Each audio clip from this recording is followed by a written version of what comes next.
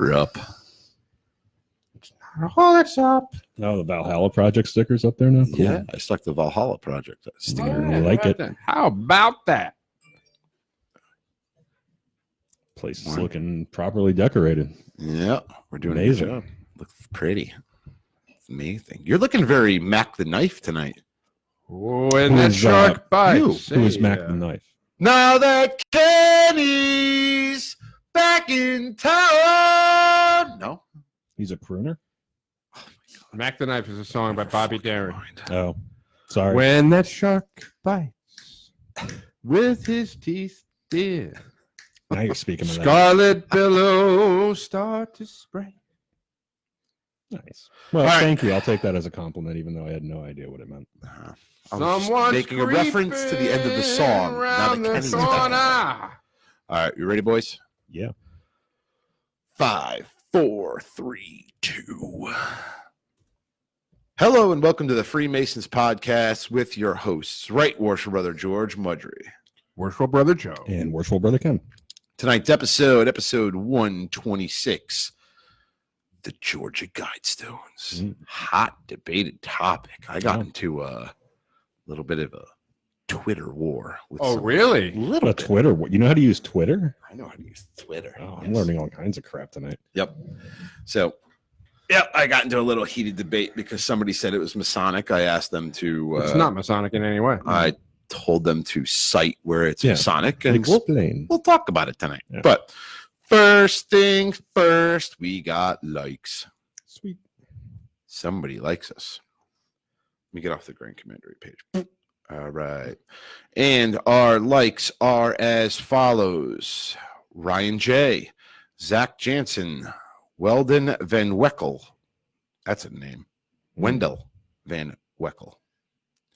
Andrew Polviak.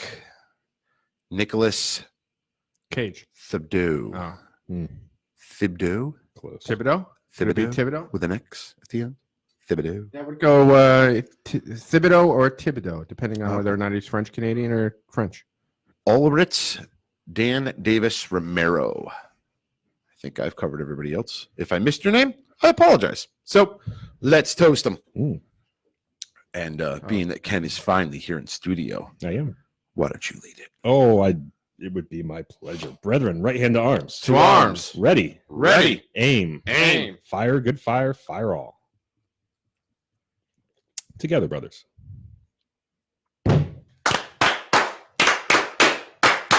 Vivat, vivat, vivat. So much crisper when we're all in the studio. In Yes. sync. Yeah. So actually, we were going to do this segment at the end, but I think we'll do it now, Ken. We're going to do Ken's segment. I did my segment a while ago. Josephus is next, but we're going to do Ken's segment, and it's going to be Ken's Hotspot. Yeah. All right.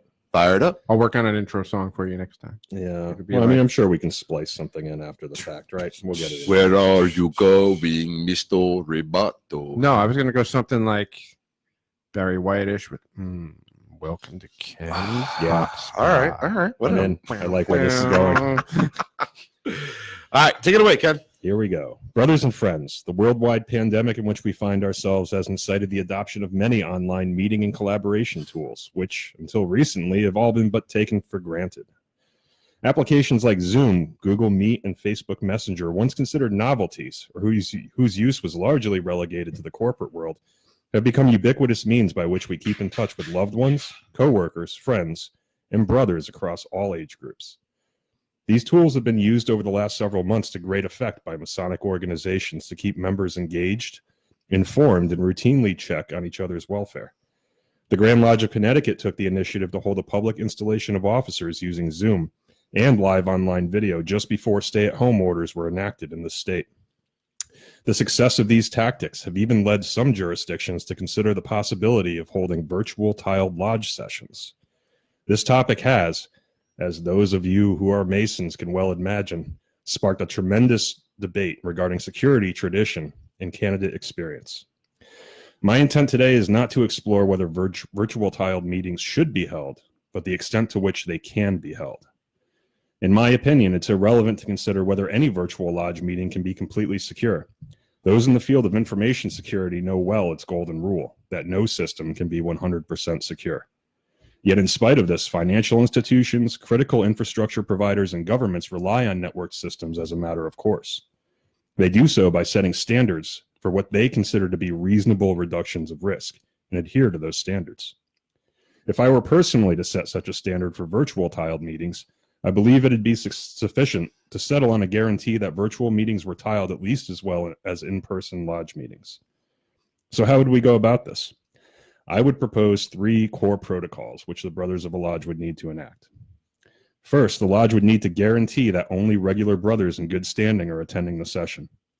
In the same way that an actual tiled lodge has processes in place to guard against cowens, I call this the West Gate Protocol.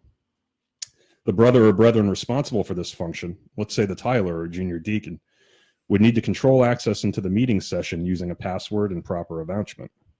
Once lodge is open, they would also be empowered to close access to the meeting for additional attendees and remove any attendee at any time. Second, the brothers of the lodge have the obligation to ensure that their physical space is secure and guarded at least as well as the physical lodge room. I call this the Deputy Tiler Protocol. Every brother attending the meeting should take an oath to the effect that they, like the tiler of the lodge, will safeguard their own meeting space and protect against cowens and eavesdroppers. This also extends to their obligation to treat their meeting password or credentials as secrets and ensure that they do not fall into others' hands. And lastly, the lodge and ultimately the master should be responsible for ensuring the software used for the meeting employs industry standard security, such as end-to-end encryption for attendees. I call this the eavesdropper protocol. Gathering these requirements or offering a list of suitable tools which employ them would be best left to a Grand Lodge Technology Committee or other individual with expertise in information security. In closing, excuse me, I believe that at the very least, the logistical problems associated with securing a virtual lodge to the same extent as we are able to secure an actual one are all solvable. With a little additional personal responsibility and a thorough understanding of the technologies being used, lodges could theoretically operate without compromise, if there were a very compelling reason to do so. And finally, we are all party to social isolation, the likes of which have not been seen during our lifetimes. Be kind to one another. Reach out to and aid the vulnerable. Take time to be kind to yourself. Stay safe, and God bless. This is Worshipful Brother Ken, and that was Ken's Hotspot. And I'd like to say a couple special thanks to Brother Randy, who started a discussion about some jurisdictions' plans for virtual lodges, as well as Brothers Rocco, Lee, and Joseph for their insights and opinions. And Worshipful Brother Joe, if our listeners wish to engage in these types of scintillating discussions, how can they do that if they're not already? Funny you should ask, because for as little as $3 a month, you can join Patreon, and part of that membership is exclusive access to the Discord chat rooms, which includes an audio and video chat in addition to a text chat. You'll also gain access to some Patreon exclusive episodes, which I believe we just posted one in regards to R.C. Christian's book, The Return of Common Sense. I haven't posted it yet. The only thing I posted was the teaser to it. Okay. That's going to be coming. And it's Common Sense Renewed. There you go. And in addition to all that fancy stuff, you get the Gold Tone Freemasons podcast pin, which I've actually seen people posting pictures of recently. So they exist. They're out there. And if you haven't gotten yours and you're a Patreon subscriber, you'll be getting one soon. And let me know if you haven't got it. I got most of the addresses. If I missed you, or even if you were a past Patreon subscriber, I will send it out. So just let me know if you haven't. Get me your address somehow, and I will do that. The other thing I have to do is I have to send it out to all of our guests as well. I haven't done that yet. I only started with the Patreons. They were the first. So, but well done, Worshipful Brother Ken. Very nicely well done. Very nicely done. And we'll continue that discussion in Discord if you're interested. Yes. So, what do you say, boys? Get into the topic? Let's do it. All right. Very interesting topic. Very interesting topic. The Georgia Guidestones. Many have said that they are Rosicrucian. Most believe that they're Rosicrucian. Some believe that they're NWO, New World Order. New World. I almost wore my New World Order shirt tonight. I should have. Maybe Sunday. And some actually believe it's Masonic. And we're going to go through all of the first thing I want to do is I'm going to break down what the actual physical data is on it, the inscriptions and all that. And then we'll get into the backstory of who R.C. Christian was, how he plays into a role, and then we'll start tackling the what our beliefs are of the Georgia Guidestones.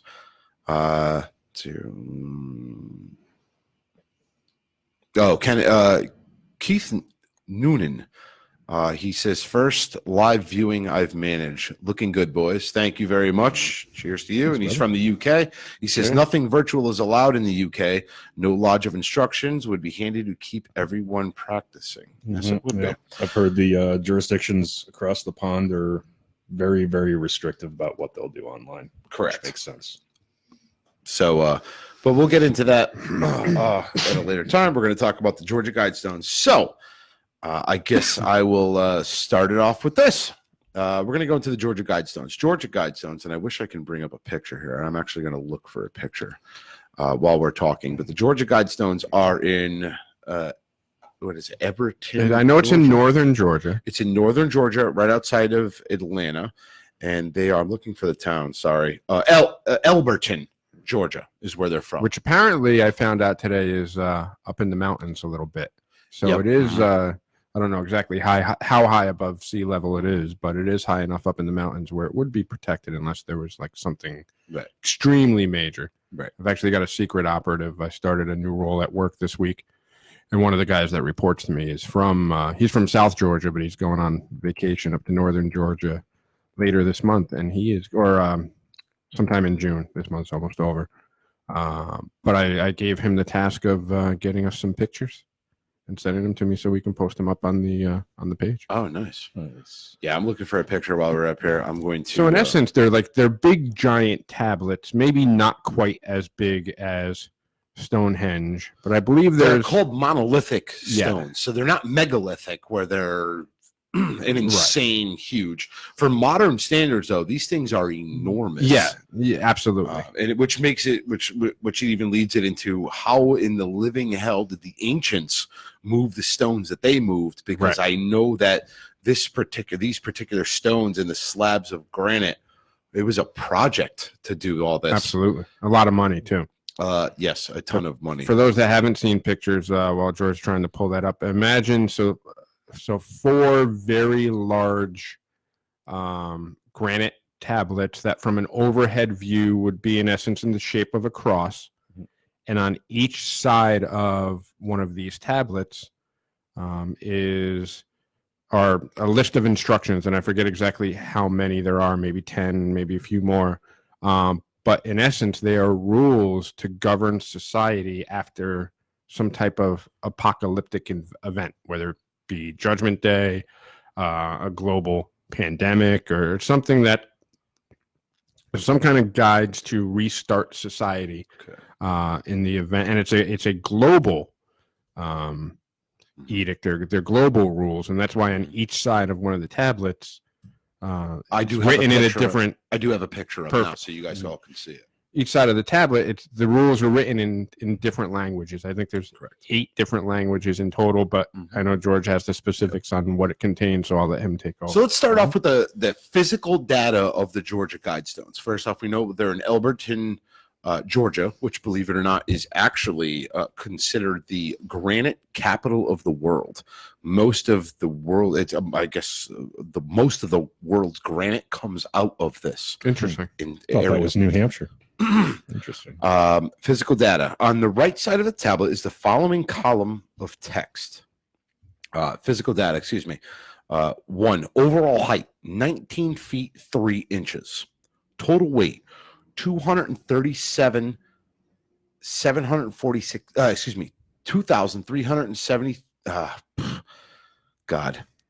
237,746 pounds. Wow. That's a lot. That's a lot. 4 major stones are 16 feet 4 inches, each weighing an average of 42,437 pounds.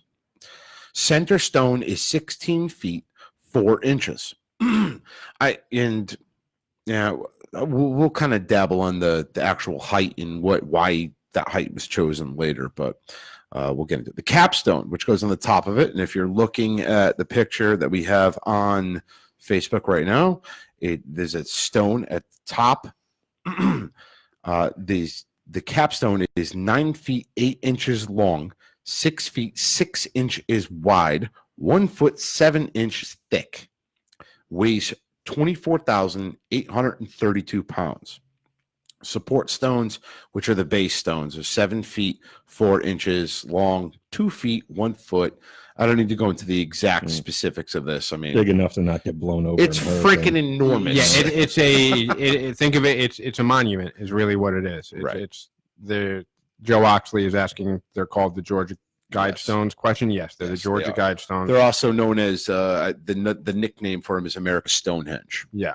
So, But yeah, this is like a huge monument that's not going to be wiped out by weather or, like I said, it's up high enough above sea level where there's a major flood, they would be safe from that. It's huge. yes, extremely huge. So, before we go into the inscriptions, Ginormous, some would even say. God. Before we get into the inscriptions of this, I want to talk about the astronomical features that are actually carved into it as well. There's a channel through a stone that indicates the celestial pole. So, I'm not sure which stone this is. I'm assuming the middle stone, because if you look at the picture that we have up, there's it's almost like a mail slot type thing. I'm assuming that's the one they're talking about.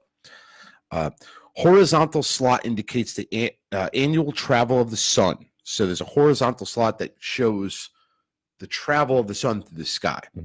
Sunbeam through the capstone marks noontime throughout the year. So there's actually a hole in the top of the capstone that when you look up, when the sun is shining straight down through that hole, that's noontime. Author is R.C. Christian, and we'll get into that. Sponsors are a small group of Americans who seek the age of reason. Is the actual group that supposedly did this. You all right, Joe? Yeah. My chair, when I pushed it in, was up against the mic stand, and I don't want to knock everything over. So then there's supposedly a time capsule placed 6 feet below the spot.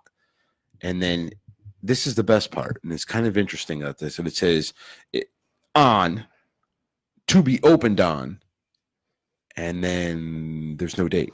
It just says the words appear as shown under the time capsule heading. No dates are engraved. So the question is, were they supposed to put a time capsule and never did? Or did they? And are you just supposed to inscribe the date in after the apocalypse when you crack it open? Right. So let's get into the part of the mystery. We'll get into the inscriptions, and then we'll talk about the. Do we want to get into the inscriptions, or let's talk about the history first? How this all got started, because the inscriptions are the big kahuna, so to speak. At least for most conspiracy theorists and all that stuff. Yeah, and they're very interesting. Like, you think about it when we're going through them.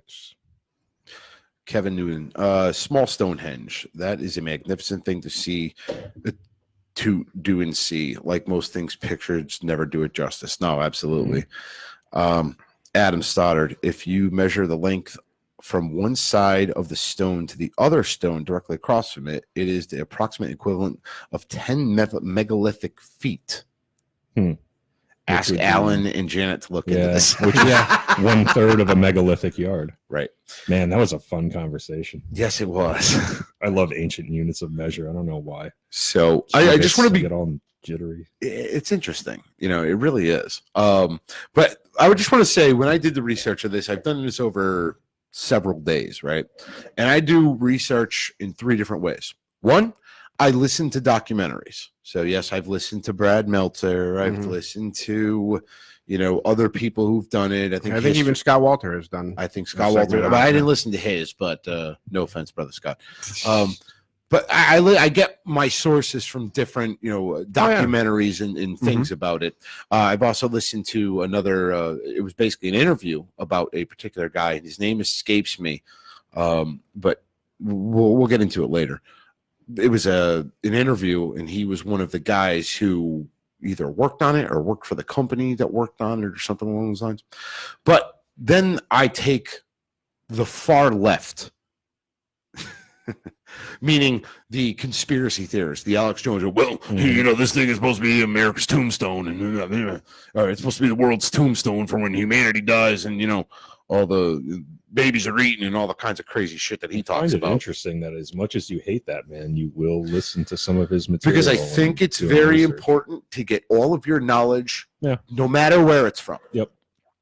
As much of an asshat as somebody may be, they might have some interesting things. And I have to give credit where credit's due. Alex Jones has had some interesting things he said before. He's got a wild imagination. But he has talked about things in true fact. Right. Specifically Sumeria and the Sumerian gods and stuff. So I got to give credit where credit's due. So I listen to, documentaries, and then I listen to your conspiracy nuts, and then I do my own research about things. I think it's important to get, all aspects of everything. Absolutely. I want to be clear on that. But this particular thing comes, and this is the story of how it all happened. The official Georgia Guidestones creation story is centered on a mysterious character who's used the pseudonym Robert C. Christian. As the story goes, a middle-aged man walked into Elberton Granite Finishing Company on a Friday afternoon in June 1979. It just so happened that no one else in the office was available to talk to him, so the company's president, the energetic, ambitious, and reportedly quirky Joe Fendley. So I just let you know that I got this particular thing is off of a conspiracy theorist website. So they have them listed. Yeah, that sounds, that they have correlates with other sources that I've read. They have Joe Fendley as a Freemason. Okay, that is not. Because he wrote the quirky Freemason Joe Fendley. I want to be absolutely clear that I've looked for Joe Fendley in the Grand Lodge of Georgia, and I have not found him. Yeah, no, I didn't. There's no record of him being a Freemason, so I want to be adamantly clear about that. So if you go on the websites and you find that Joe Fendley is a Freemason, I couldn't find anything because another source had said that he was actually a Shriner as well. Maybe he was a Clandy. And Clandy! Well, he said he was a Shriner too, and I don't think Clandys have Shriners. No, so he greeted a man who introduced himself as Robert C. Christian. Busy with payroll, Fendley initially didn't take Christian seriously when the odd stranger began describing an elaborate granite monument that he wanted Fendley's company to build. This is true. He walked in there and he sat down and he said, "Hey, I got some plans for some granite that I want I want you to build this thing for me." The guy was like, "Yeah, okay." So, and I'm going to shorten this down as best as I can. But he ended up sitting there and saying to him, okay. And now, mind you, this is back in the 1979, 1980s. Money was much, much different then. Very different. Very different. You're probably he paying. Quoted him $500,000. So 500,000. A crap ton of money. This is a ton of money. Keep in mind, back then, a price of gas was probably like 50 cents a gallon. Not lying. It's probably like 50 cents a gallon. You remember that? I do, actually. We weren't born yet. No, hey, I was like 8 years old in 1980, so I remember the gas embargo and all those things. So, no, it's legitimate. I believe it. I got it. Sticking to the facts. Can I have a little bit more Mabel? Not taking shots. Shit was good. So he basically said, "Okay, so you want to build this monument? That's great. But you got to go down the street and you got to talk to the bank because you got to find some way to fund this or whatever the case may be." So he sent them down the street to Granite City Bank, where he met President Wyatt C. Martin. Now, mind you,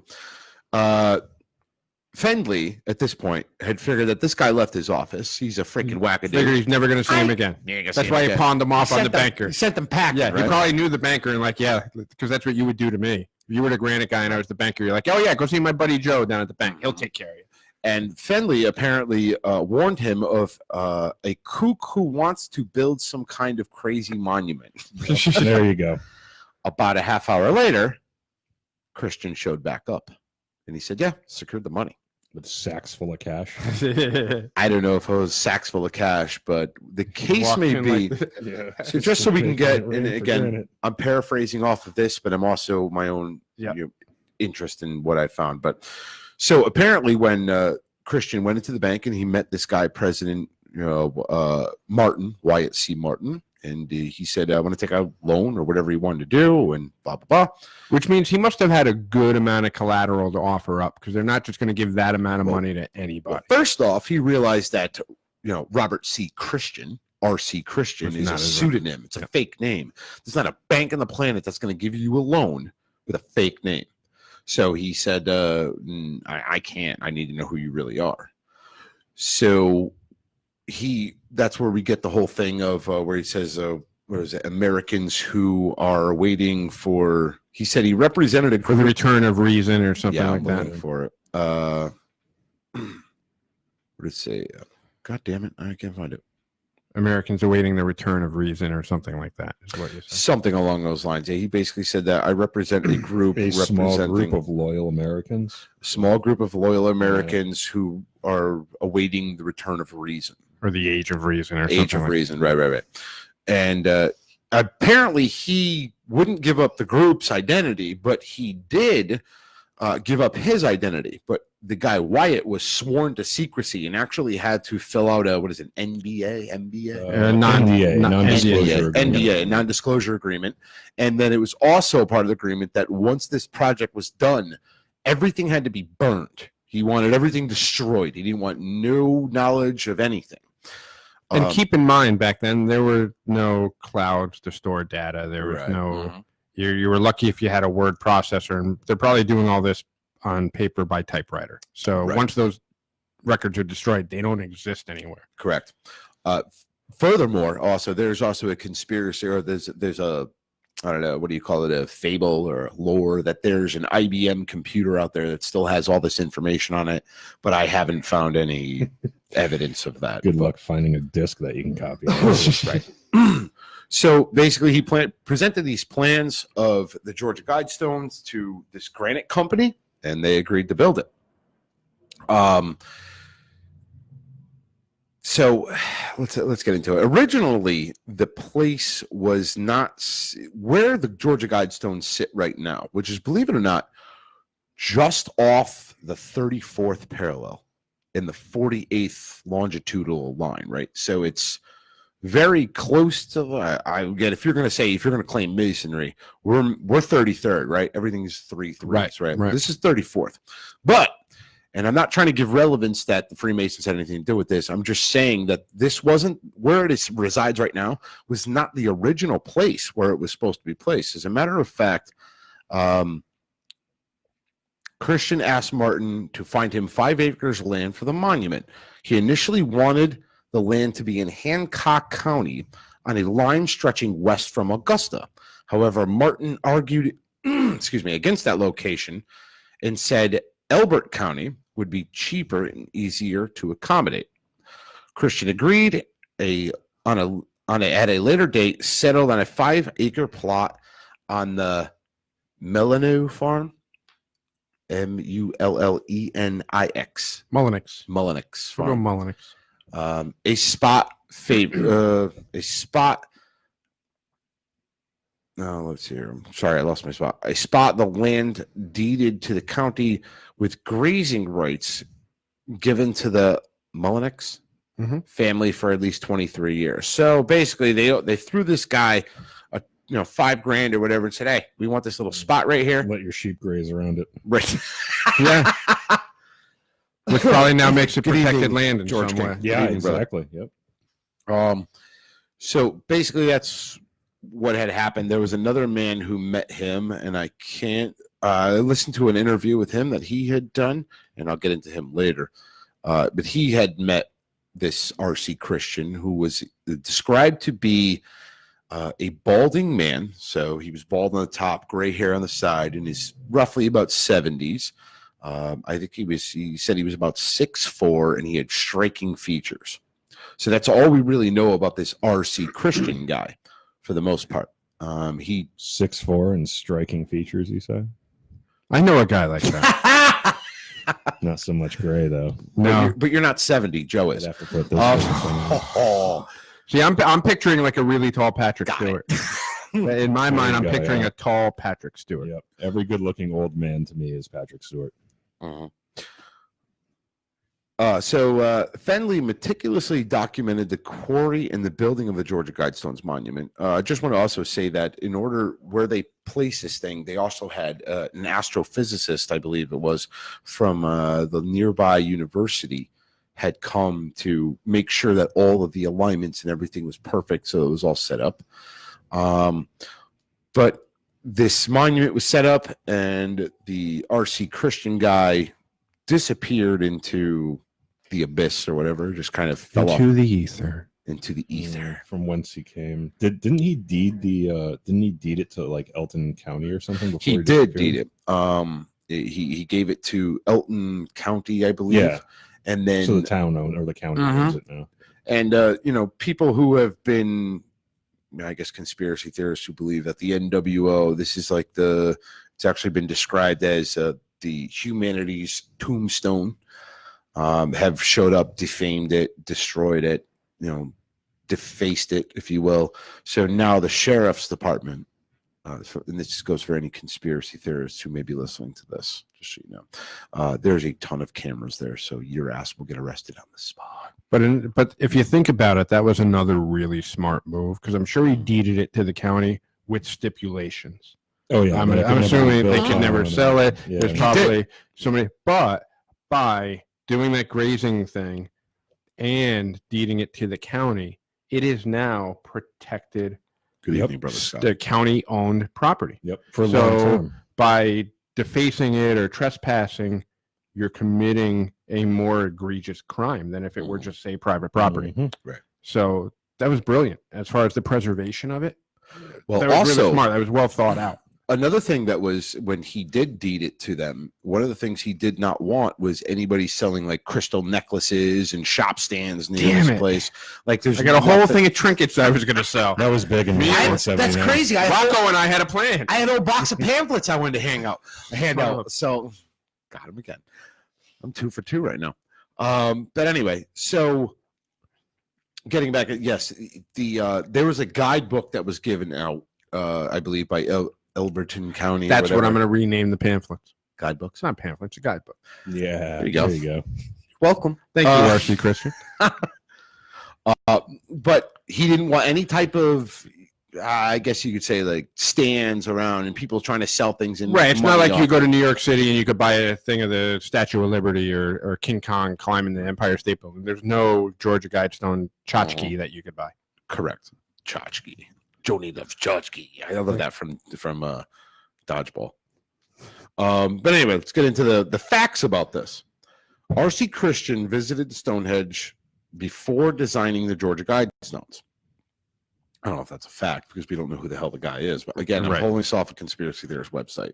Was it modeled off it? Sure. I believe that there was some, not modeled off it, but I believe that there was some architectural. Yeah, and if not modeled off of it Genius involved in it? specifically, it's definitely modeled it off of it in theory as far as certain astrological alignments and solstices lining up on certain days. There was definitely an influence there, whether it was a specific model off of Stonehenge or other monolithic structures. The concept is there. You can't dispute that. And in so much Right. as there's vertical stones with capstones on top of them. Right. And here's another thing. This R.C. Christian actually, and we just talked about it a little while ago, Joe, he wrote a pamphlet, if A you guidebook. will, called Common Sense Renewed in 1986. So years after the Georgia Guidestones were erected, he wrote Common Sense Renewed, where he basically claims, I don't want to say ownership, but he claims responsibility for the Georgia Guidestones. And he wrote Common Sense Renewed, which we will be covering, or I will be covering, in Patreon episodes to come, where we'll be reading it and breaking it down. And how do you get to hear that, Joe? Real quick, over. For as little as $3 a month, you too can have exclusive access to Patreon content, which includes the Patreon exclusive shows, which were right word for Brother George just mentioned, Also includes access to our Freemason podcast Discord page, which includes a text chat, an audio chat, and now a video chat. And on top of that, you will receive a gold tone The Freemasons Podcast lapel pin. Nicely done. All for as little as $3 a month. All right. So now let's get into the interesting little fun fact on the side of it. The granite is actually called pyramid blue. The actual type of granite. I thought was interesting. So we're going to get into R.C. Christian first off. I want to tackle this guy. By the way, every time you say R.C. Christian, the Night Ranger song goes off in my head. Sister Christian. You've never heard Sister Christian from Night Ranger? What year did it come out? 84, 85. How old were you? Shut up. Shut up. It's a classic. We were toddlers. Did anybody hear Joe walking into that bus that was coming? You don't know the Night Ranger song Sister Christian? It's a I know Twisted Sister. classic love ballad. Oh my God, you're idiots. Sing it. No, we're just young. Sister Christian, oh, the time has come. And you know that you're the only one. All right, shut up. I know it. I vaguely remember that. Of course you do, because you're motoring. Yes, I know the song. Okay. Thank you. I am redeemed. Context. All right, so let's get into the inscriptions about it. And this is where it's going to get hot. And then we're going to talk because this is like this is the New World Order. Yeah, this is where all the conspiracy theorists get their fodder from. Yes. So we're going to start with this. Let's get into the inscriptions of it. Number one. First off, I just want to say that this was written in, as Joe said, 8 different languages, and they are English, Spanish, Swahili, Hindi, Hebrew, Arabic, Mandolin, and Russian. So it's the 8 most popular Mandarin. That's what I meant to say. Chinese. I knew once I saw you lean in that you were going on that. Isn't a mandolin like a little small guitar? Yes, I know. Yeah, little ukulele. Mandarin. Ukulele, as it's pronounced. But it's written in 8 different of the most popular languages on earth. And they, this is where they go. There's 1 through 10. They're called the 10 Commandments, which is whatever. That's original. I know, right? Well, I've also heard it described as the 10 directives, too. Yeah. It would be 10 commandments if God were a eugenicist, I guess. But go ahead. Worship Brother Ken likes the directive because then the first one would be the prime directive. So there you go. Number 1, maintain humanity under 500 million in perpetual balance with nature. And that's a big one considering there's currently 7.5 billion people. And also, how does one go about that? Well, a pandemic would work. Yeah. So that would certainly work. Before we continue, continue on to this, vaccine. It says maintain humanity under. Maintain is my word. The way my brain goes is you have to understand when these stones were erected. 1980, the height of the Cold War. Reagan and what's his name? Gorbachev had their fingers on the trigger. Like the world was at a heightened point of this could pop off at any point in time. So my belief is that this is written for a generation after the apocalypse. Which means this is how you don't repeat history, basically. Right. This is how you start back over. Exactly. That's the way I perceive it. That's how I perceive it. Is where there's been some big cataclysmic event, or Armageddon, or pandemic, or nuclear war, something where society is reduced down to a certain level, and they're saying, "Hey, once that reset button is hit, here are your rules." Right. And the first is. Never maintain. Right, maintain. It doesn't say, and this is where the conspiracy theorists piss me the fuck off. It doesn't say kill off. It doesn't say reduce humanity's population and then maintain it. It just says maintain it. However, to maintain it, you got to get there first. And again, take 1980 at this Right. point, where Russia's invading absolutely. this and they're doing that. 2 minutes to midnight on the 2 doomsday yeah, clock. there That's you where go. the song comes And from. most people believed that It was imminent. The that Cold it was War, going to happen. it was going to happen. Absolutely. And it's Yeah. had that mentality since the 1950s. Eventually, the USSR and the United States were going to bang. It was going to happen. That's why the original Red Dawn is my favorite movie of all time, Right. because it was so real. Like watching it now, it doesn't make sense. Right. At the time, That's why It they made perfect remade sense. It was and turned expected. into the North The Koreans. Remember that? yeah, and Yeah. it's The garbage. Wolverines made perfect sense to me. Yeah. Yeah, no, it's Perfect like sense. But at any rate, yes. Now that I look at it from that perspective, right, Worshipful Brother I'm just George, gonna I think lay you're here. right. Yeah, so you look at it as I'm looking at it- guidelines for rebuilding After the civilization reset. Because and not breaking things. let's be I real. agree. If I there agree. was a nuclear calamity between the USSR and the United States of America, the world population world- would be.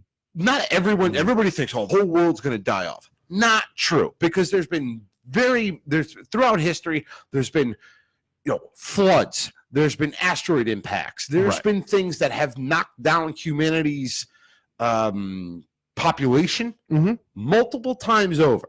We're pretty resilient, resourceful little bit. Yes, we will. But it was saying that it could be greatly reduced. Right. Great Not to reduce. everyone's going to die. It's not like, oh, Right. USSR and the United States are going to lob nuclear missiles over and no one's going to survive. But the Not interesting true. But the interesting piece of it is it's 500 million worldwide. Right. So it's implying that there is now this global government, this all-encompassing one world government. I also look at it from this. Well, we'll get into that in a minute too. I also look at it from this point of view. We had the Great Flood, right? This is science has proven this. There was a Yeah, massive there's no flood. dispute. Historically, And there's evidence to show that Many there was a have great speculated that before the Great Flood, humanity was potentially more or as advanced as we are now, and when the flood came, it reset it. Right. Right. And there was no Georgia Guidestones that the ancients left to say, hey, you guys should do this. Right. Or if they did, they were destroyed, whether they be Right. at Alexandria. The Library of or- Alexandria. Exactly. Right. There you go. Always comes back What to a that. loss. Yeah. What a loss. But that's what I'm saying. And unfortunately, the Library of Alexandria, everything was written on freaking scrolls and shit. This is actually chiseled in granite. So you would Right. hope that Etched in once stone. society restarted, these guide stones would eventually get around. They would to- be found eventually. be found They would be eventually. eventually. and society would say, hey, our predecessors left this for us. Right. So let's do it this way this time. I am a little surprised that it's in Georgia, though. Like, that doesn't seem like it would be the epicenter of the rebuilding world. Well, yes and no. But Well, you said high elevation. Yeah. That's what People would tend to- but why not Denver? We're back again. Okay, fair. Like, why not Denver? Because we've already Because got they've the that airport. crazy airport there, and everybody be like, "Oh, look at all these walls with crazy people." Unless you believe that they are a part of a larger network of things that could potentially include Denver Airport, Oh God. the big creepy horse outfit. the Jesus. place behind Mount Rushmore. There are ceramic tablets behind Mount Rushmore. They're there. The global seed banks. So All right. go ahead. Go back Sorry. with your 500 million So, maintained. 500 million. When they say maintain humanity, they're talking to a generation that was after the apocalypse. Yeah, don't let it get past this point. We're letting you know early so you can make sure it doesn't Right. get past this point. Number 2, guide reproduction wisely, especially if you're redhead. Oh, no, that doesn't say that. I'm sorry. It was just, no. Guide reproduction wisely, improving fitness and diversity. So you're in essence controlling who can procreate. Yeah, that's Well- eugenics, baby. Number Hitler 1. tried that. Yes and no. Okay. Guide reproduction wisely. A lot of people, again, conspiracy goes instantly go to eugenics, which means weeding out the undesirables and keeping those that are healthy. But if there were an apocalypse and you were in a really, really, disturbing post-war reality where survival was very difficult, wouldn't you want to, I mean, not necessarily selectively breed, but make sure that everybody that's, born is healthy and fit and can survive in this? Well, and But- if you're talking with a decreased population, your chances for, just look at Britain. The whole island's friggin' incestuous, and that's why they're all messed up. Whoops. But it's cautioning you against inbreeding in a particular I see what you're doing, way. though. I see Yeah. what you're doing, though. You're actually uniting Danny Collins and the Leeds Light Boys to come beat the shit out of you. So it's okay. I appreciate That's that. okay because I'm in your corner. Yeah, well, I mean, Danny's going to fight you. Yeah, I know. He'll just run past me and beat up my cut guy. By the way, not for nothing, but I could take those Leeds Light Boys, especially the Joe Exotic guy. I could take him. Not Jesus, though. That's the Joe Exotic no, guy. he's not. What was his name? Johnny Sunshine or something? Johnny Cosmic. Johnny Cosmic. There you go. All right. I knew it was something celestial. So let's get back into it. See, I'm looking at it from a different point of view. Can I see what you're saying? No? Okay, that's fine. No, I grabbed the last one. That's fine. I'm going to take it to a different thing. Guide reproduction wisely. This, to me, means look what it's a lesson from the past. Right now, we have, I would say, people in this world who are just shooting children out like it's nobody's business. Well, think about And they can't keep, what's the word? I'm looking for? They can't, hey, Ken, can I have one of those? Yeah. Awesome. Here you Thank go. It's but it even yeah, goes back I to actually like this session. Okay. it goes back to even like You- Dickens and Ebenezer Scrooge reduced the surplus population. That's what he said to the people that were looking to collect money from him But for the homeless. Nah, I'm going to I think reduce the to surplus. follow you Directive follow 1, what you I'm would getting have at, though. to, Like, people right now Yeah. have children and aren't able to support them. So think about it in a post-apocalyptic. Right.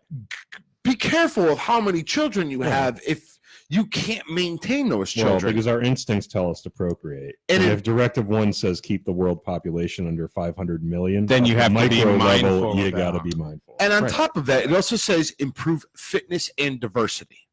Okay. And I look at it from a modern times standpoint where, I mean, what is it? 35% of America is obese, correct? Yeah. Probably about that. Yeah. It's a lesson from the past. Talking to the Right. future, keep an eye on this. But also- we have diabetes. We have all Right. these things of people who are, I guess, in a sense, they're overweight. But They're, in 1979, was that as much of an epidemic as it is today? I think it's, I I don't think it was as much not as today. big. But again, now if you're taking these as a lesson of the past, like, you follow what I'm getting at here? Yeah. Yeah. See, I look at it a little differently. I mean, only Similarly, but differently, where I'm almost thinking at it because if you're keeping population low, but you're minding who's procreating and it's encouraging diversity, genetically speaking, the more diverse genetic makeup you have, It's good for the species. it's good for the species. You're more resilient, and I know I'm going to get hate mail on this, but just think about it from a standpoint of dogs. Okay. Purebreds tend to have a hell of a lot more health problems than your standard mutt Oh, yeah. because there's that larger gene pool that just makes the species or the breed or whatever more sustainable Yep. because it has the mix of all this rather than certain genetic defects that just keep getting passed on and passed on and passed on when you keep the gene pool small. Well, I mean, look at it in human standards. I mean, you take, a black male. And Don't put go him- Jimmy the Greek on us. No, no, Don't no. go Jimmy the Greek on I'm us. saying You don't remember that. You guys don't remember that either. No. Sons of bitches. You take a black man and put him in Africa. You put Ken in Africa, and poof, just Right. Okay. flames. Woof, goes Yeah, right I- up. That would like a not matchstick. Survive in the post-apocalyptic I'm just world. like, so improve diversity. Let's move on to number 3. 3, unite humanity with a living new language. Now, So here you get back to that one world government. yes and piece no. together. I mean, number 2 still feels like eugenics to me. Just Okay. I just Yeah, wanna stay on the Listen, record that's about what that. we're doing. This Yeah, for. no, I hear you. But unite humanity with a living new language. I 100% agree with this. And I don't think it has to do with the one world order type, new world order stuff. I personally, it's very difficult when you're trying to get something accomplished and it's in different languages, especially when you're working with other people. Especially For instance, in early civilization, if you're like back to an agrarian base. I mean, Right. go to the Common Bible, language the would Tower be of Babel. Yeah. Yep. But now this goes back to an interesting question that Jake Dean brought up when he was interviewing us for his podcast, and the importance of symbology. Mhm. The reason why symbology is so important in Freemasonry and any of the ancient cultures and mysteries, because symbols are a universal language. Mhm. There are aspects of it. You don't need to know how to read and write a certain language to know that a certain shape and it's red means stop. Like, it's symbols are universal. Mhm. And it's true though. Like, I couldn't work with somebody from Japan who was trying to, help me put together IKEA furniture when we don't understand each other. Like, Well, you just look at the instructions, which use symbols, which are universal. yeah, Right. That's where there's no words in IKEA So there you go. instructions. But that, to me, that could be your common language, and only would kind of lead to me. Maybe there is a little bit of Masonic influence here. Maybe. Okay. Maybe. Let's continue. Number 4, rule passion, faith, tradition, and all things with tempered reason. Sounds like subdue your passions to me. Sounds like an episode, doesn't it? And then there's a Now, after we do all these inscriptions, we're going to talk about, most people believe it's the Rosicrucians. I actually do not believe it's the Rosicrucians at all. And I'll explain my reasons why. No, because a lot of the But I principles think are that's- universal in a lot I of think that's a different- fair assessment, though. Rule passion, faith, tradition, and all things with tempered reason. I think That that's- sounds like Yep. my brother Josephus's rule number 1. Does. Don't be an Don't be an asshole. Yep. Number 5, protect people and nations with fair laws and just courts. I mean, I think that's pretty Yeah. standard. There's nothing really else to say about it. Number 6, let all nations rule internally, resolving external disputes in a world court. Now, this goes against the whole New World Order freaking thing, because if that was the case, it wouldn't say, let all nations rule internally and then external disputes in a world court. For instance, if you just wanted a one world order, everything would be under the same government. You wouldn't have individual nations. It would all be one rule, right? So you can't really go the NWO on that. Even in NWO, you might have like states' rights for so individual countries. and that's where exactly I was going between this rule, and we kind of glossed over rule number 6. What was the one prior to this? Let all nations rule The internally. just. Protect people and nations with fair laws and just courts.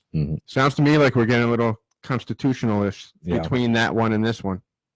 Between certain basic inalienable rights. Yeah, starting to You look like have the United a- States of the world. You have a local or state authority that on certain levels answers to a higher one, but for the most part, take care of your own crap, which really sounds like my rule number 2. Mind your business. That's Uh, true.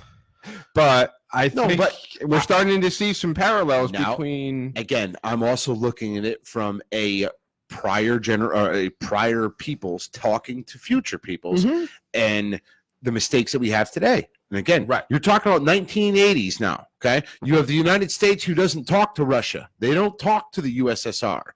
And if there's a disagreement between the United States and the USSR, there's nobody over the top that says, "Hey, you're being an ass. Yeah. Knock it off." I mean, you have the UN, but they're garbage. they're garbage. We They don't- we they- won't get into We're like the political League side of of it. Nations. We won't get into that We'll either. write like a strongly worded letter. Yeah. But that's what I'm saying. It's a world court, like that. So that's kind of what it's talking about. In my opinion, it's a prior generation or Yeah. prior peoples telling the future. These are the mistakes that we made. Yep. Is the way I'm looking at it. However, they're acknowledging mistakes, but they're also kind of saying, hey, there's this one kind of model that's worked for a couple hundred years that seems to be pretty good. Mhm. Yeah, why don't you guys look at that? Look at that. And that's why it's kind of drawing in some of the principles from that Constitution. That's Right. how it's in my mind. Hey, here's something that seems like it kind of works. Yeah. We're not going to tell you exactly what to do, But here are the principles that kind of seem like they work. Number 7, avoid petty laws and useless officials. Sorry. Yeah. Can't be sneezing like that nowadays. What are you doing? No, I'm just joking. I'm just messing around. No, avoid petty laws and useless officials. I think that's more true now than it was in the 1980s, Yes. without Yes. a doubt. Without a doubt. Yes, 100%. I agree with that.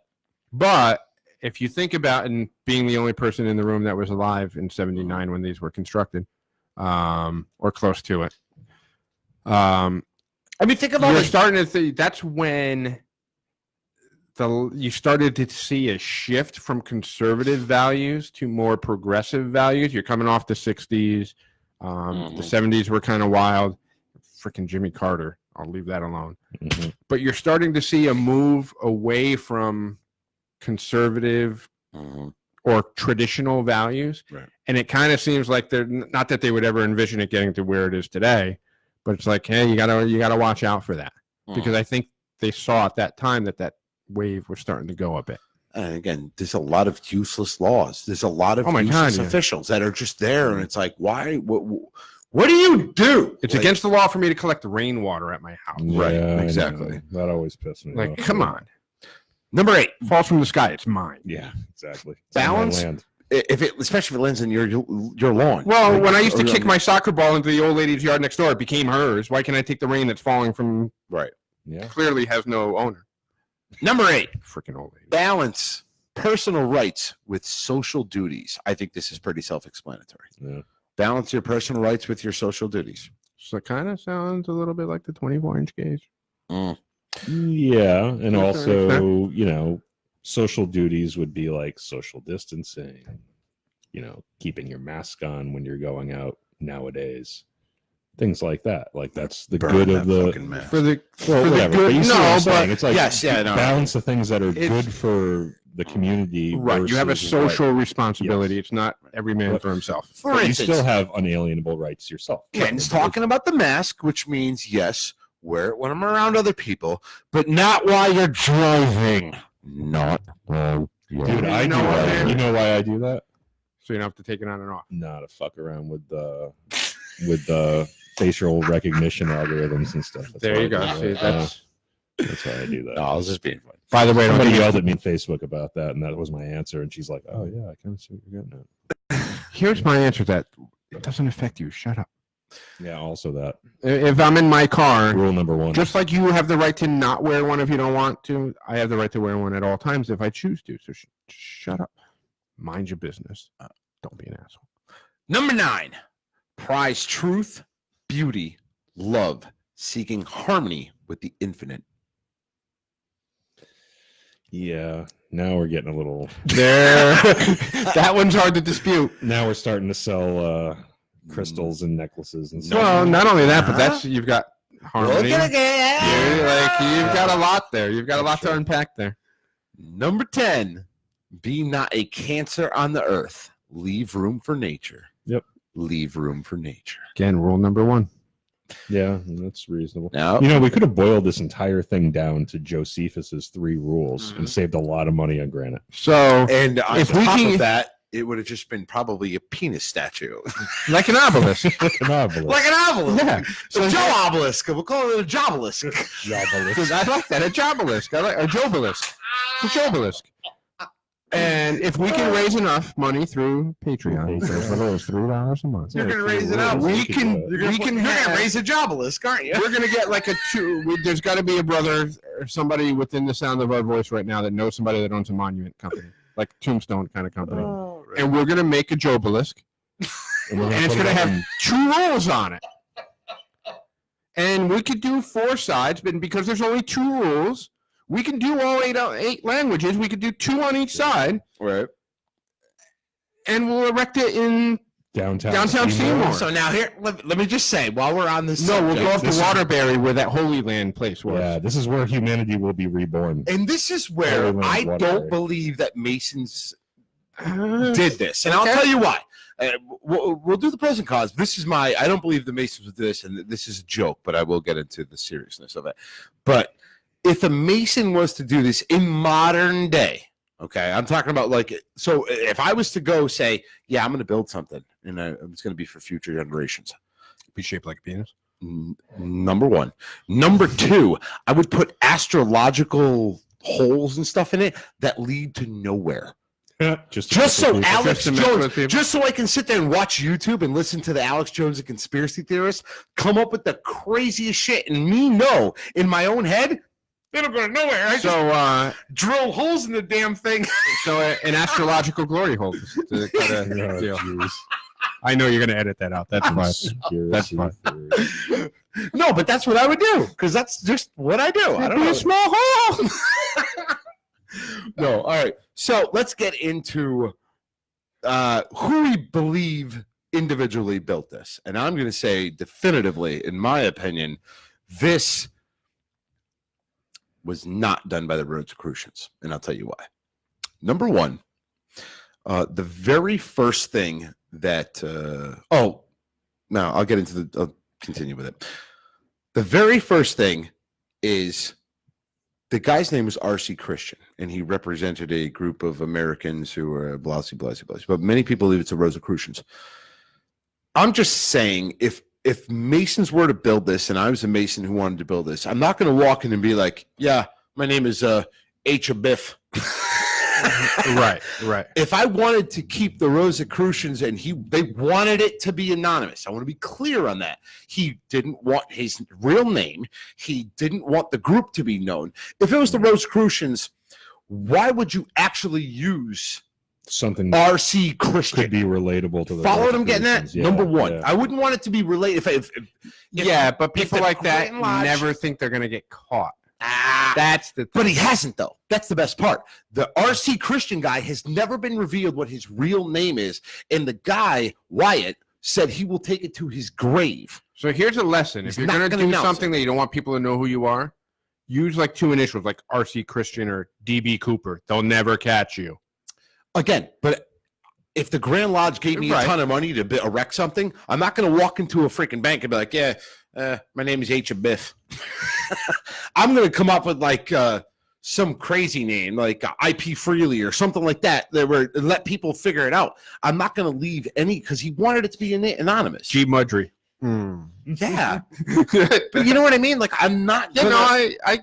I'm not going to leave any trace of who it may have been. And that's exactly what he did. Unless Now, at some point you wanted people to know. I agree that it's probably not Freemasons because they throw a square and compass on it. Especially... yes and no. I think they would, because Masons also, like to throw that on everything. Also, we have no business doing things like this in the first place. Like, Right. what Mason would think it's a good idea, or what lodge. And if we're going to bury something, it would be in the northeast corner. Yeah, exactly. It would be in the There center. would be. That's what I think there would be much more telltale signs. Right. Not to say that whoever did this might not have been influenced by some of our tenets and principles, which are not exclusive to Freemasonry. No, they're pretty much universal. But let's get back into Christian now. Again, if I truly want to be anonymous, there's two things I would do. Number one, and I've said it, and Joe knows it, deception is the art of all warfare. Here we go. Sun Freaking Sun Tzu again. My point being is, though, I would say, yeah, my name is, give me another group that has a famous guy. Right? Oh, I thought you wanted me to come up with a random name off the cuff. No, but you know what I mean? Like, I would blame it on that guy, that group, to keep my group quiet. So I would say, yeah, I'm a Rosicrucian. I'm R.C. Christian. So what are you going to do? When Give, I'm like, actually a Mason. the founder of the Knights of Columbus name? What was his name? Father O'Flanahan or something like that? It would be It's something Irish. I don't remember. Flanahan. Whatever. Just as an example. Yeah. Because now people are like, oh, it's the Knights of Columbus built this. And now I've deflected that attention off of Freemasonry. Follow what I'm getting at here? Yeah. Number two, if you read the inscriptions, the Rosicrucians, let's get into the history of the Rosicrucians. It was actually started by a doctor named Rose, what the hell is his name? Oh, I know. Dr. Rosencrantz or something like that. Dr. Rosencrantz, yeah. Yeah, something like that, yeah. You want me to check? Which may be a fake name. You in do, itself. yes. You understand douche? You understand? Yes. I That's Dr. right. I'm not saying Dr. Rosencrantz is a douche, by the way. Rosencrantz. Dr. Rosencrantz. You sound like one of the guys from Dr. that beer movie. The Rosicrucians. God, what was the beer movie with Beer Fest. Beer Fest? Yes. Anyway, He sounds like the skinny guy. That movie that I was told to watch that I still haven't watched. Oh my that God, was it's an Euro amazing Trip. movie. Euro Trip. Euro Trip. Beer Fest is amazing. Euro. Anyway. Still doesn't watch it. Fucking 2 years up here doing this podcast. I've still never seen it. Still haven't I've watched never it. seen that. I've or been Super Troopers. studying ritual, man. Anyway, so let's get it. So the Rosicrucians, they were doctors that, they started off where they were going to heal this afflicted and sick for zero money. That's how they got it. And in then- essence, it was, if I understand, they became the esoteric wing of Mhm. Catholicism. Correct. They also, now I want to be clear that the Rosicrucians believe that that'd be McGuire over there. He just passed by, so you guys can stop freaking out that was a ghost. No, I knew it wasn't a ghost. I Shit, just wanted to know yeah. who the hell came in. Oh, There you okay. go. I was like, who the hell is that? Wow. So Hello. I just want to be clear that and he's had a haircut. Yeah, I know. I'm still looking for somebody to cut my damn hair. the Rosicrucians believe that Jesus was man turned God, rather than the Catholicism that believes Jesus was born God and became man. Yes. So here's my issue with Like the I believe the term is apotheosis. Yes. So here's my issue with the inscriptions, and particularly this one right here that says prize truth, beauty, love, seeking harmony with the infinite. Why didn't it say anything about JC or God? It says the infinite. It was left open Because it's non-denominational. Probably yeah. because of number 2 directive, top. which is be careful. What is it, 2 or 3? Be careful Okay. about faith and stuff like that. and that's another thing that leads They're me. trying to Wouldn't they say, y'all need Jesus? I knew you wore That's that why I shirt wore earlier, a 'cause shirt I knew it. for a I reason, knew it. baby. Y'all need Jesus. if it were being driven by If it was Well, driven by the this religion, Rosicrucians, yeah. they'd say something about Jesus. They'd say something along those, again, Rose Croix, Rosie Cross, Yeah. or if you're English, Which they're Rose Croix.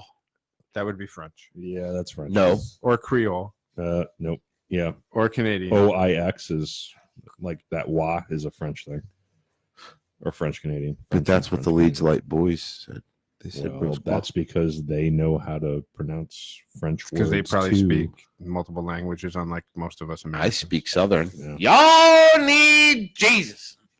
But anyway, my no, point. I Back to my agree. point. If it were this esoteric Christianity, Mhm. Catholic based group, It would have something. it would be to do with specific to the Jesus. Catholic, right? Which kind of pushes me back towards some kind of group that is non-denominational, that speaks the universality of faith and doesn't necessarily endorse one religion over another. So we'll get into that. I'm saying So I don't believe it's. Yeah, but you know what? I'm not saying it's the Freemasons. However, it was. I can understand. I can understand, knowing what I know as a Freemason, how there's certain things within this that clearly have some ties there, whether intentional or unintentional. Well, they're just modeling everything off of the United States, which we talked about. Right. And the United States Earlier. was modeled off of. Freemasons. Well, The freedom Constitution of of Freemasons. religion, but also separation of church and state. And that was written by The founding fathers. who were Freemasons. Oh, the echo on here on we that. go. Put the echo Now on. we're all fucking conspiracy theorists too. Freemasons. All right. So let's get into the serious part of this, and we'll talk about Freemasonry. Did Freemasons build this? Ken, do you believe this is a Freemasonic thing? Did Freemasons build the Guidestones in Georgia? No. Again. Okay. I think it was just somebody who was a concerned, eccentric, rich individual. I don't think it was a consortium. I don't think it was the Like Freemasons. preppers. Yeah, Like, yeah. like a really group rich of 1979 eccentric prepper, preppers. basically. Yep, who probably had the money that were hunkered down, had their bomb shelters. that's my thought. That's Given that the Cold War is going on, everything else is going on at that Yeah. particular time in history. Yeah, that's I mean, that's where my instinct takes me. And I also think, and I agree with Ken, I don't believe it was built by Freemasons, even though I know it's just arguing the other side 5 minutes ago. But if it were Freemasons, they also would not use RC Christian as a pseudonym because it's endorsing one specific religion. So, no, but I think there's influence from Freemasonry there, or at least the tenets of Freemasonry, which are also universal with other societies. But there's an influence there. I don't think we can argue that there's some influence, whether it be the tenets that Freemasonry adopted for themselves or they borrowed that from Freemasonry. Or somebody fell upon the exact same kind of tenets because they're especially when you throw in good for beauty, society. truth, harmony. Yep. Yeah. Like, Now, that's what I was going to touch on real quick. I am in the air on whether or not it was Freemasons or not. I'm not 100% convinced. I know that the person who I got into a little war Twitter war? my Twitter war with, it wasn't a war. It was just conversation back and forth. He didn't sell me on why he said it was 100% Freemasons. And I'm like, okay, what's your sources? Give me something. Facts and data. Facts and Not data feelings. that I can grab hold of and say, yeah, okay, I believe you. And I have no problem with that.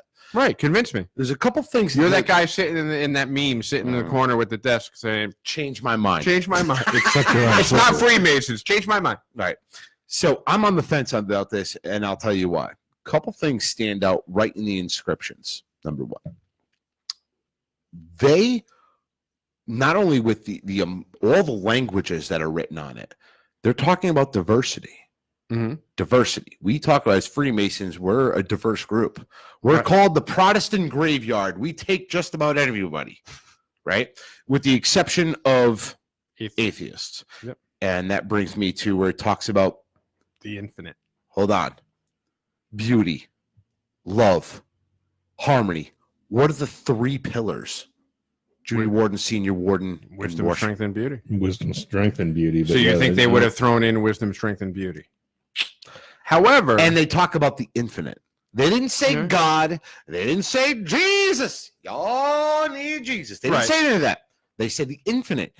which could also be the grand architect of the universe. It's a It's a hidden. yeah. So, So you're arguing for or against right now? these are the. I'm not. I'm on the fence. I'm just talking Okay. about four right now. Rule: passion, faith, tradition. I know those are the parts that are hard to argue. Think about. Those things in my mind are very Masonic. Let me ask you this question: outside of Freemasonry, now you hear truth, you hear beauty, but the thing that keys into my head is the use of the word harmony. You That is my don't word. hear that word Yep. a lot outside of Freemasonry, even in other societies. Even you in don't hear- 1979. So Yes, I was there. and Well, that's why I was asking you. so let me continue. Other than the Elton John song, Right. The languages: Okay. All right. English, Spanish, Swahili, Spanish. Spanish, fucker, English, Spanish, Mandolin. Swahili, Hindi, Mandarin, There you go, like the orange. Hebrew, Arabic, Russian. Think about where Masonic lodges would be in the world, All over the world. but Right. specifically where these languages are spoken. Maybe not Russia. Yeah, there's a Grand Lodge of Russia. They just Is did there? the Olang. Was it Olang? Auld Lang Syne? Yeah. Yeah. Yeah. I mean, it's not as prevalent there. Maybe now There that and they're elsewhere in not Europe, communist, obviously. but Yeah, yeah. well, China too. China. There's a isn't- lot of Masonic things here. I'm sorry. The sun Yeah, I know. traveling. The one thing that I'm not 100% sure. Is there of- anything tied into Venus? No. I'd be curious to see on Actually- that because I think that would be the clincher for me. Let's get into my Twitter war. Twitter war. Twitter Give me war. the echo. Twitter war. I had asked this particular person, and I'm not going to make them famous.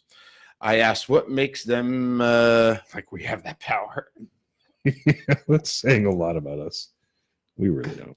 We don't. I had asked So, and I wasn't being a douche. I was actually asking for You were knowledge. following my rule number 1. This particular person, what makes it Masonic? Because they said it was 100% Masonic, no doubt, and it was shitty architecture, which all right, whatever, to each their own.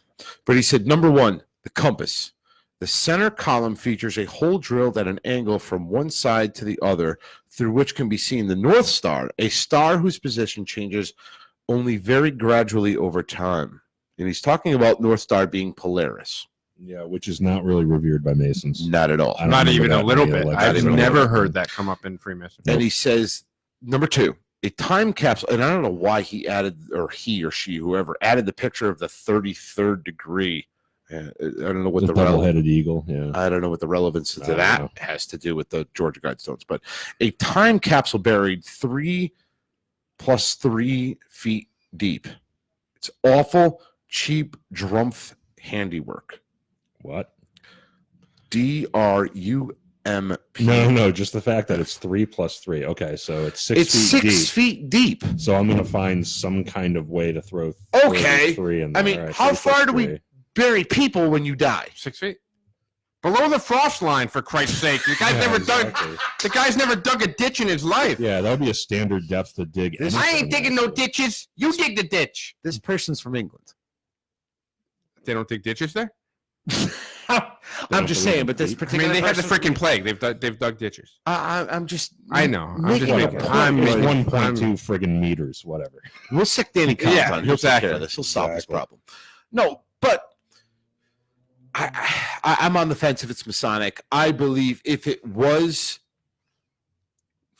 I can I understand. don't believe why- it was the organization of Freemasonry commissioned this, but I do believe there was Masonic influence, whether it was a Mason who had a part in it Right.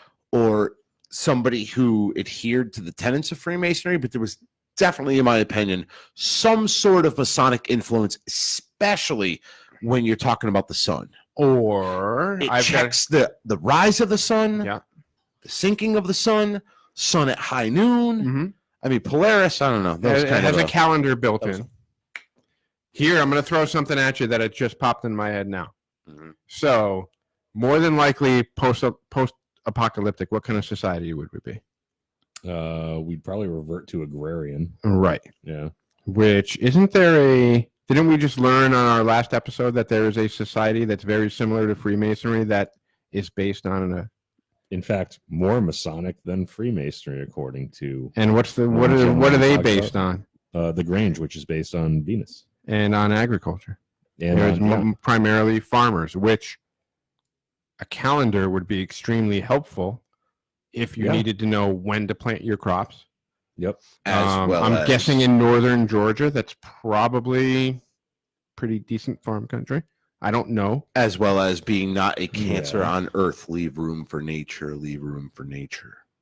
Yeah, So but you're you gotta getting back eat. to that. No, I get, but you're, if not Freemasons, perhaps a similar society based on agriculture. Okay. Mhm. Fair point. That's what I'm thinking is, knowing when winter's coming and when the seasons are coming on this calendar, because presumably technology's gone. Right. Somebody can figure that out. So you think a bunch of the Granges got together in Perhaps. County and I'm just throwing it out there. Mm. There's similarities to Freemasonry. So We're going to that- throw that at Alan Butler and last thing we'll Janet talk about. Walter. Last thing we'll talk about, and then we'll shut this down. So there was a cube that was cut out of the corner of the English stone that people are losing their freaking shit over. That they believe this happened in 2014. so somebody went and did it. Like Somebody replaced it? replaced a Oh. cube that was in the corner of the English stone. So I want to tell the true story of it because people are losing their shit because it says 2014 and then there's initials JWW and then I'll have to find I'll find exactly so you guys know. So originally when they were building the Georgia Guidestones, the stone with the English writing was damaged. it was originally damaged when they were setting the capstone on. It actually cracked. So what they did was they cut out a niche, I guess you can say, in this. Yeah, they patched it. Well, they cut it out. Yeah. And probably so that if it probably had a crack in and it. they replaced it. Yeah, probably so that crack wouldn't spread over Right. time with weather and ice and things like that. That makes sense. Yeah. Well, and then they cut it out and Yeah. then they replaced it Yeah. with and they adhered it. They Mhm. stuck it to the so that it kind of all looked uniform. Well, it ended up disappearing and missed. Somebody climbed up the Georgia Guidestone And took that piece. yanked that Okay. piece out because he said that he was harnessing the energy of the Guidestones. Okay. Okay. On They 2000, really should have epoxied that in. in 2000 they did, and somebody cut it out or ripped it out. In 2000, well, I don't remember exactly the year it disappeared, but somebody had removed it and taken it. 2014, it showed back up. Where? And at the Guidestones, Oh, somebody okay. had replaced it. And the writings on it are MMJAM 8/16/2014. So on each side of this cube, Okay. and it was replaced back up there. The man who replaced it was caught, and this particular guy, I don't know exactly what his name is, but this is an interview I listened to. I'll have to cite his name later, but he was one of the guys who now has the original piece that was removed out of the cube, The presumably damaged piece. the damaged piece, in his office, as well as this new cube that was replaced in the Georgia Guidestones. Okay. And when he caught the guy, because obviously now they have CCTV there, Right. the sheriff's department showed up, grabbed the guy, and they asked him, "What the hell?" And he said, "Well, me and my wife got married at the Georgia Guidestones, and he replaced the missing area with a cube that he had made with his wife's initials, Okay. his initials, And the year that they and got the married. year that they got in the date That's and actually year they pretty got cool. I married. give him credit for that. And But so they're not buying it. Everybody thinks MM is yeah, Master Mason. Master Mason, Yeah. yep. And I don't know what freaking JAM is. Yeah, I Job alum? can't really think of anything. It's the fourth ruffian. Just another master. No, in 2014 and everything, but they got it. Of course, everybody does their 30,000 mathematicians, and I mean, you got to look at this, right? So, I wish I could show this to the camera, but I mean, it basically like a bingo card of all. Oh the my God, I thought that mathematicians. was a scratch off. And it ends up What coming the- to 2006, 666. So, Oh, Christ almighty. like, you can take any amount of numbers to eventually equal 666. Like, come on now, like. When you Stop it. discard Now you're being- now mathematical you're just- rigor. This guy got caught and he was Now you're- professing his love because he got Right, married at the Georgia Guidestones. Which makes And he more sense. stuck He's like, the hey, cube there's a up there. spot there. Let me just put my own spot in. Right. Right. Case closed. Case closed. So I think we can put a fork in that one. That the cube is not Masonic. They're violating rule number one. Yeah, exactly. They're violating rule number one. And by the way, Rafferty put in there, he actually does know somebody who owns a monument. All right, company, let's so get that obelisk built. I mean, that Jobelisk built. I'm- Let's get I'll- this done. If we can get it done for under $1,000, I'm in. Yeah, There's going to be so many memes on Discord. I'll help carve it. No, for the $1,000, I want it. Patron. I'm a ordained minister. It should go with my ministry. Tax, Oh, okay. tax free. So anyway, what do we think? Think we covered this? Think we did our due diligence on the Georgia Somewhat, Guidestones? I don't know. I think we We could tried. go on with this for quite some time. I think we're good All right. before it gets silly and out of control. Yes. Mm. But my final thought on it is not the Rosicrucians, I'm as convinced not the Rosicrucians. not the Freemasons. However, a similar society. I'm going with the Grange. I'm going. It was influenced by the Okay. Grange. All right. Nicely done. I'm gonna bring Janet. I'm gonna talk to Janet and Alan about that. I'll say you're after another patch, aren't you? You're after another I challenge. don't need a patch. I just want personal satisfaction of knowing I'm right. All right. What do we say, brothers? Yeah, I think we're good. Think we're good. I think we did it. And, Looks like we made it. we'll be back Sunday as soon as Rafferty gets off his vacation. Did he break his hand or Where'd something? he go? Break his hand? Did he really? Somebody's asking me if he broke his hand. All that time home alone. I thought he sprained something. Well, that would explain. That would explain Apparently on it. Discord, he put up a picture of his hand. Yeah. Sprained wrist. Sprained wrist. Well, he's been working hard. Yeah, all that Man's time an home alone. essential worker. Matthew Butts. That's why I Great switch job, brothers. Missed the first part, but we'll be listening. Stay safe. We always do. You too, brother. I think we could put a fork in it, though. I think we did a I pretty think good we're job. good. I think Definitely we're not the good. Rosicrucians. Y'all need Jesus. And it's not the Rosicrucians. All right. So, what do we say? Signing off, baby. For the Freemasons podcast, I am Right Worship Brother George Mudry signing off. Worshipful Brother Joe signing off. And worshipful brother Ken signing off. Have a good night, everyone. Good night. I'm coming back, bitches. Still on Facebook Live. Done. Still on Facebook Live, though. I haven't shut that down yet. Oh, yeah. Bye, kids. Bye, everybody. Bye, Look for the everyone. return of Puppet George soon. Thank you for tuning in. He's been gone too long.